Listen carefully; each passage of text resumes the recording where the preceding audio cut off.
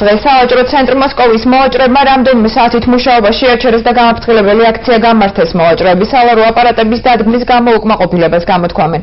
მათი თქმით, შემოსავლების სამსახურის თანამშრომლებმა აპარატის არ ქონის გამო ერთი მოვაჭრე უკვე დააჯარიმეს, დანარჩენებს კი გაფრთხილება მისცეს. აქციის მონაწილეები აცხადებენ, რომ სახელმწიფომ მათი ეკონომიკური მდგომარეობა უნდა გაითვალისწინოს და სალარო აპარატების ნაცვლად ფიქსირებული გადასახადი ფართის მიხედვით დაუწესოს. როგორია სავაჭრო ცენტრის ადმინისტრაციის პოზიცია, ნახეთ ჩვენს მომდევნო გამოშვებაში.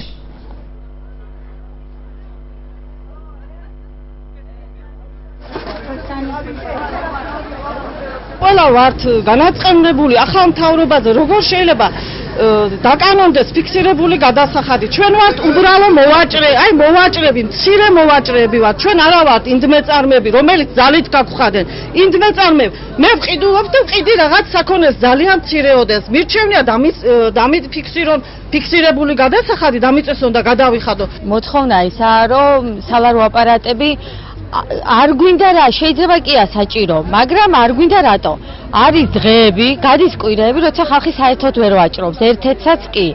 ამაზეც მე ვერ ამოარტყამ რაღაც იქ არ დაფიქსირდება საჭირო რაოდენობა, იმაზეც მოვლენ, შარს მოგდებენ, შეუსწავლონ ყველას რა რაოდენობის საქონელი აქვს დახზე და იმ რაოდენობის მიხედვით დაუწესონ გადასახადი და ხალხი გადაიხსნის იმ ფიქსირებულ გადასახადს. ეხლა მოულოდნელად მოდიან თითო ადამიანთან, არანაირი ოფიციალური გაფრთხილება.